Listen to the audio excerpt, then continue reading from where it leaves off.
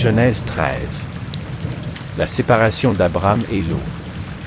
Abram remonta d'Égypte vers le Néguev, lui et sa femme, et tout ce qu'il avait, et Lot monta avec lui. Abram était très riche en bestiaux, en argent et en or. Il fit des haltes par étapes dans le Néguev, jusqu'à Béthel, au lieu où se trouvait auparavant sa tente, entre Béthel et Haï, au lieu de l'autel qu'il avait bâti auparavant, et là, Abram invoqua le nom de l'Éternel.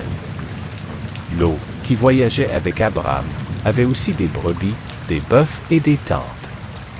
La terre ne pouvait les porter ensemble, car leurs biens étaient nombreux, et ils ne pouvaient demeurer ensemble.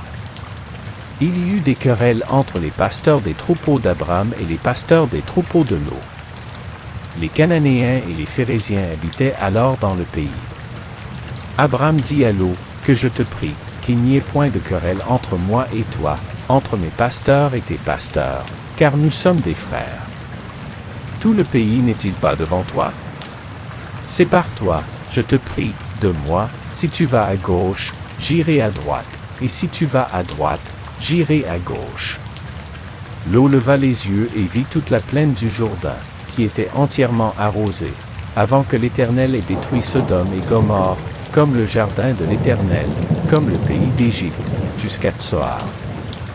Lot choisit pour lui toute la plaine du Jourdain. Il s'en alla vers l'Orient, et ils se séparèrent l'un de l'autre. Abram s'établit dans le pays de Canaan, et Lot s'établit dans les villes de la plaine et dressa ses tentes jusqu'à Sodome. Les gens de Sodome étaient méchants et de grands pécheurs contre l'Éternel. L'Éternel dit à Abram, après que Lot se fut séparé de lui, « Lève les yeux et regarde, depuis l'endroit où tu es, vers le nord, le sud, l'est et l'ouest, car tout le pays que tu vois, je te le donnerai, à toi et à ta postérité pour toujours. Je rendrai ta postérité comme la poussière de la terre. Si quelqu'un peut compter les grains de poussière de la terre, ta postérité aussi sera comptée.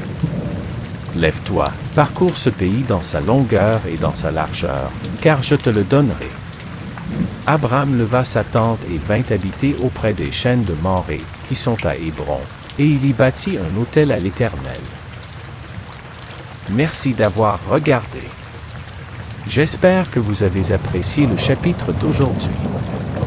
N'oubliez pas de vous abonner à la chaîne, de laisser un like et d'activer la cloche pour ne pas manquer les prochaines vidéos.